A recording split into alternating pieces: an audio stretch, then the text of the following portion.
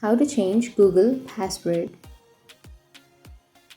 So if you want to change your Google password, then go for the search and then search for Google and open up your Google application. Go for the upper right which has that profile and then tap on manage your Google account. Once you choose that, go for data and privacy, or you can go for security option. And under security, if you scroll down, here you will have password option. Tap on password. Once you tap on password, you need to simply enter your old password, or you can use your screen lock or anything to verify that it's you that is trying to change your password. Once you enter your old password, here it will take you to this kind of page where you need to enter your new password.